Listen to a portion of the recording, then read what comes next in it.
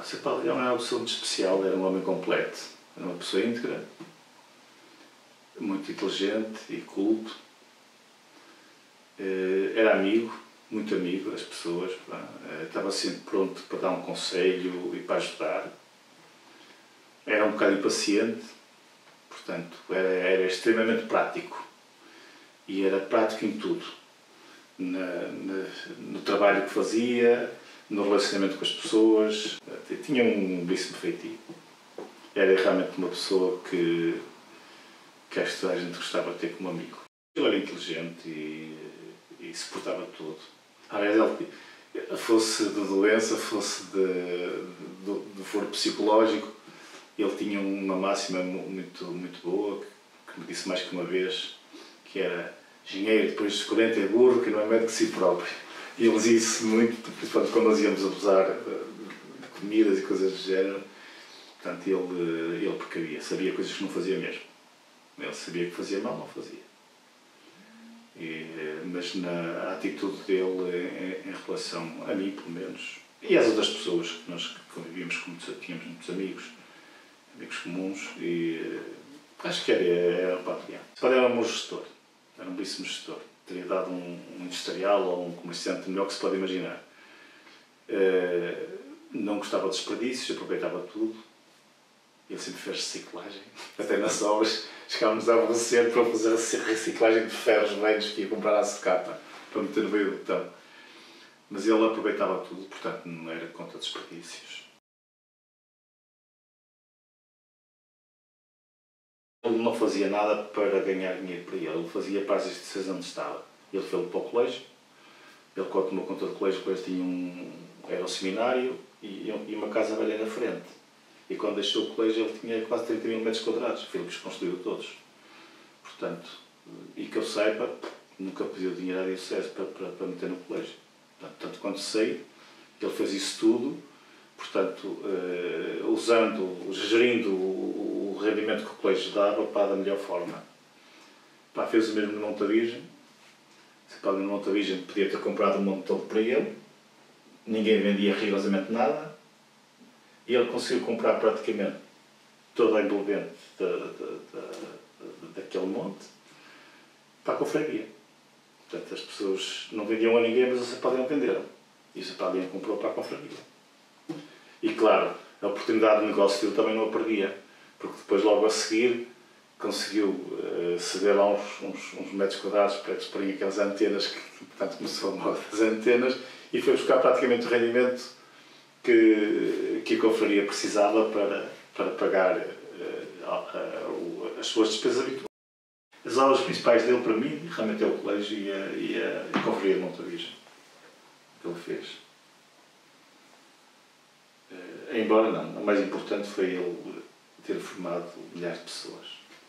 Acho que foi a sua função como professor, acho que foi, digamos, a coisa mais importante que ele fez.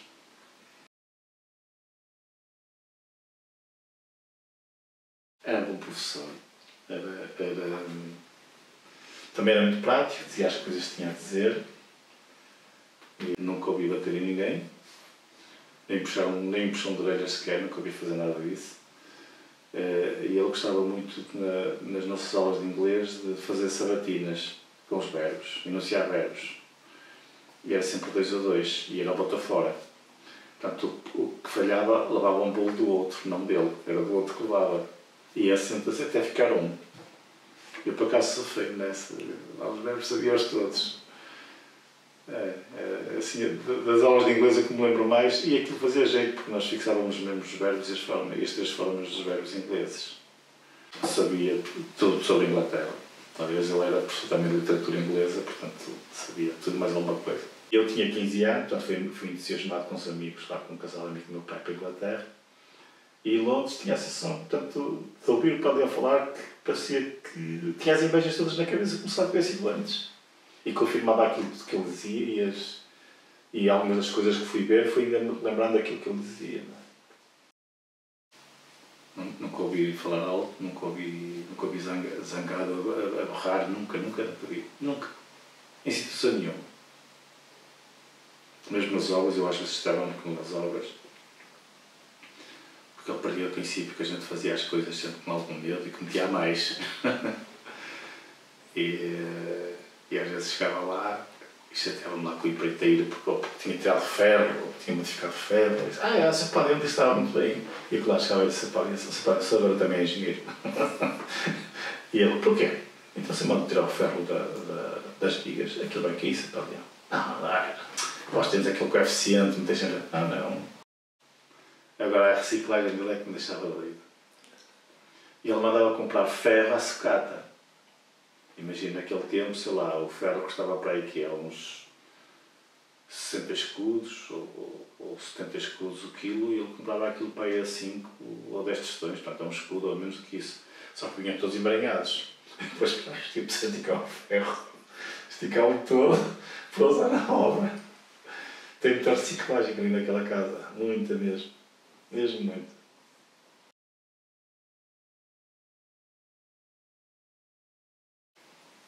Ele era prático, aproveitava tudo.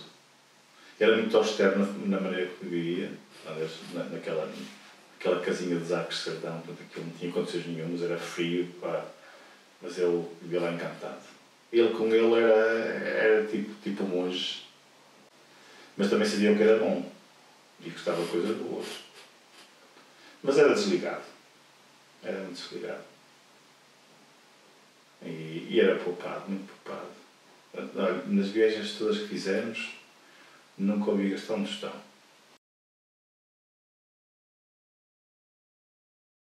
O Sapato é uma pessoa muito constante na maneira de ser.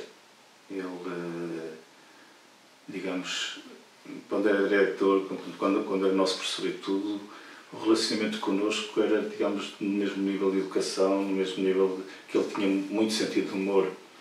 Portanto, gostava imenso de brincar, tinha umas piadas muito interessantes, etc. E esse tipo de atuação foi igual. Era uma pessoa eficiente e era um belíssimo gestor. E só assim é que ele conseguiu fazer aquele colégio que fez, que chegou a ter quase 4.000 alunos, a funcionar lindamente. E nunca deixou de apoiar quem precisava. Houve muita pessoa que fez ali o curso sem pagar. E ele nunca, digamos, despediu, entre aspas, nenhum aluno por os pais não pagarem. Ele, nesse aspecto, era muito... Sabia a função social também que tinha que exercer, e exercia mesmo. Quando fizemos o jardim infantil, aquele parque 5 que lá está, ele tinha um dos escorregões, pá, era uma coisa assim assustadora. E eu disse, eu tinha medo de descer aquilo. Pois é, e é por isso, quem tiver medo vai àquilo, não vai a este. Portanto, eles têm que aprender o que é medo. É assim que ele funcionava. E funcionava bem. Mas o Sr. Paulo fez muitas obras aqui em Gaia, pá, por isso é que as pessoas de Gaia também estão reconhecidas, pá, não só aqui no colégio, no Monte Virgem, em Ribeira do Douro, na Porta do Padre Luís, no Porto que já referi. E ele, pronto, passou, deixou a marca dele. Realmente foi uma pessoa extraordinária.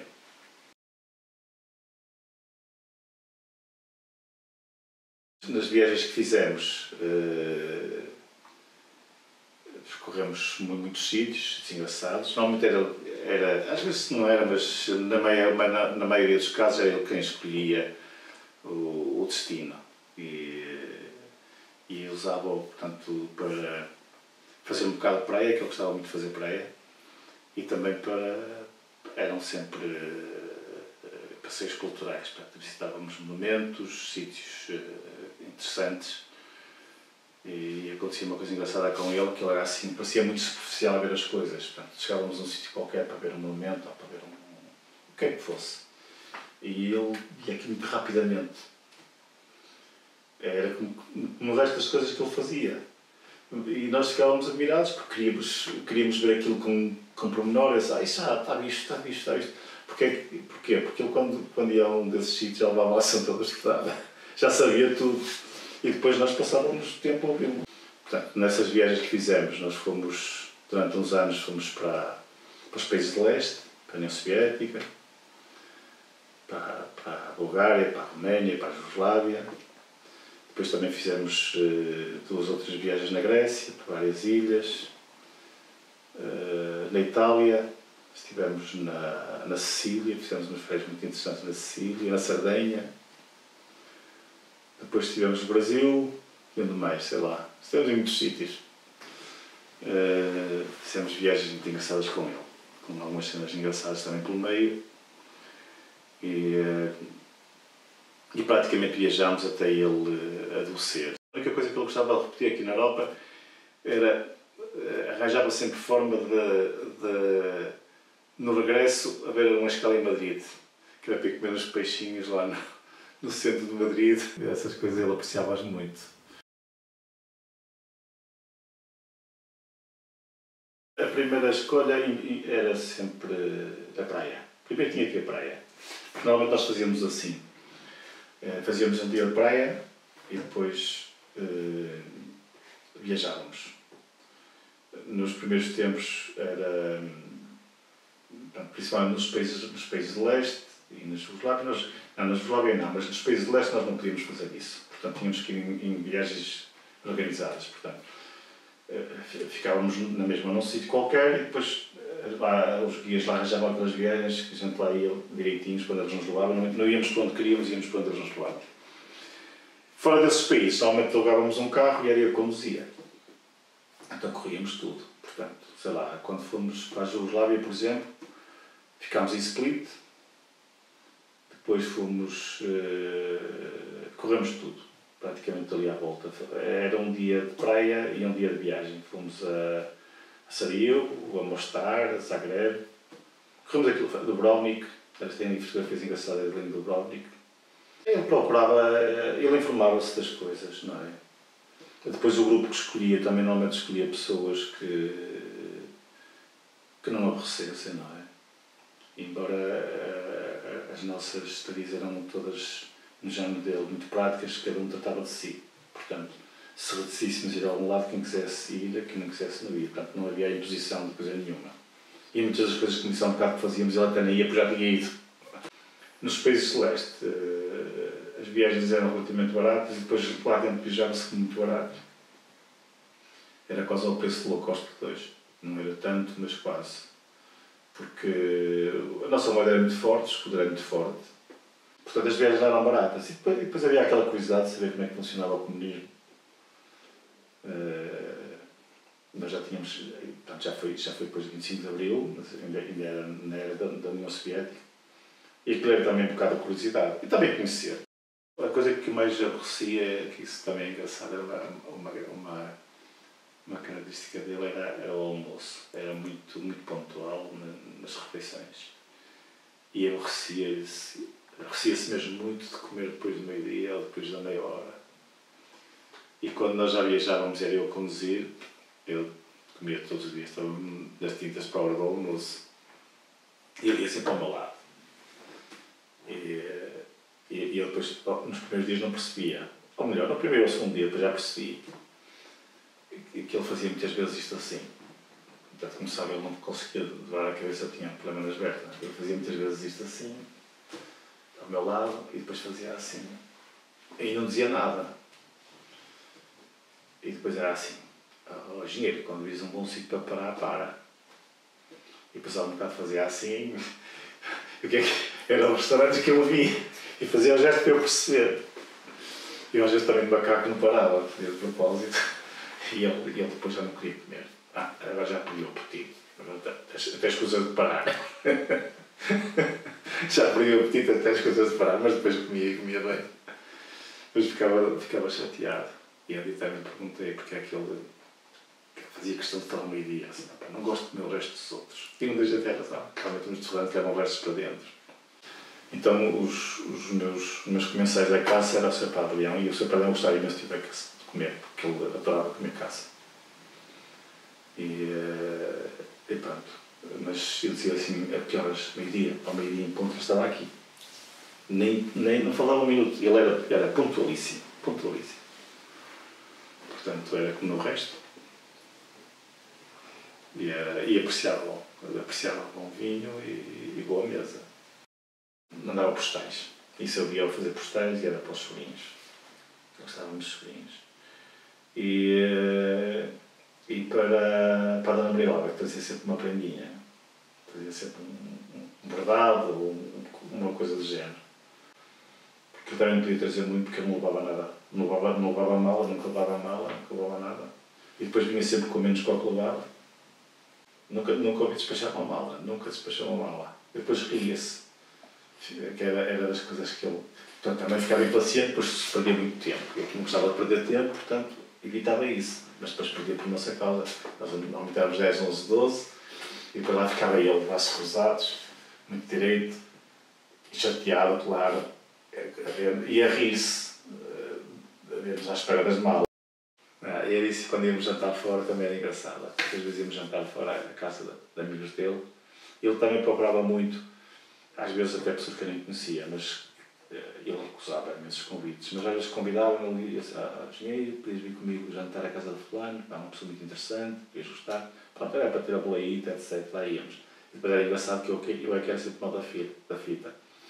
E ele ia lá, todo contente, comia, mas quando acabava aquilo, tinha que se andar. Não era pessoa para se sentar no sofá e ficar a conversar. Nunca ouvi fazer isso, era incapaz. Nas férias fazia, ficava até à 1 da manhã, se fosse possível, da hora, todos a conversar. Mas no dia a dia, ele ia jantar com pessoas muito simpáticas, etc. Mas acabava de comer, não se ia sentar a conversar. Era assim, eu peço desculpa, mas o engenheiro tem que se levantar cedo, por isso vamos ter que ir embora. Era sempre eu.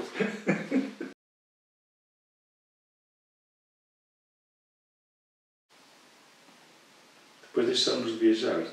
Ele começou a ir para o Algarve, para a praia, e depois dedicou-se à investigação, portanto fazia muitas viagens, era para Braga e para Guimarães, e aqui para o Porto, para os arquivos, para as investigações dele.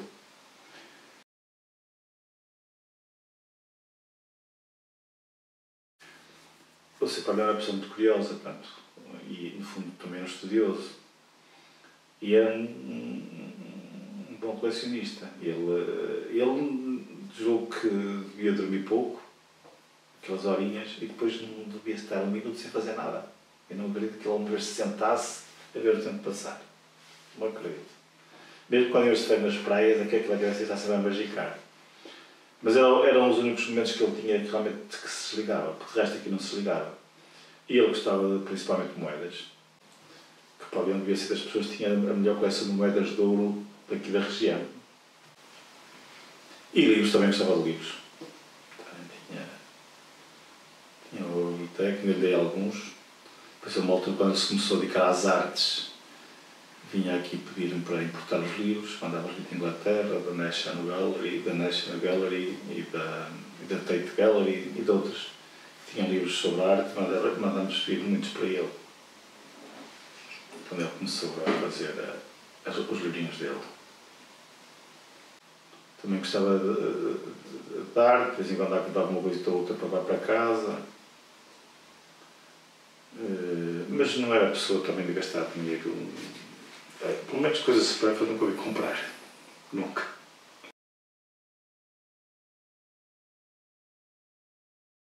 Eu gostava de vir aqui depois do almoço, não era aqui numa sala ao fundo, sentava-se no sofá e assim, e dormia 5 minutos. Fazia a cestinha dele e eu, então, são 5 minutos. E era mesmo, não dormia mais 5 minutos, 2 minutos. Sentava-se lá dentro, para dentro de tempo nenhum, ficava lá, só um bocado lá punha eu. Dormir a cesta. Fazia bem. E no colégio também dormia, quando estava no colégio dormia a cestinha dele. Mas era sempre assim, muito rápida. E nas férias também fazia. Almoçávamos, se não íamos sair logo, ia logo até ao quarto um bocado. A gente ainda estava para a toalha, já lá estava. Já tinha dormido 5 minutos. Eu pensava que ele passava 100 anos. Que ele tinha uma saúde de ferro, cuidava-se bem, tinha cuidado com ele. Portanto, o meu relacionamento com ele acabou quando ele morreu, que eu estava lá dele. Tive o privilégio de ver o último suspiro.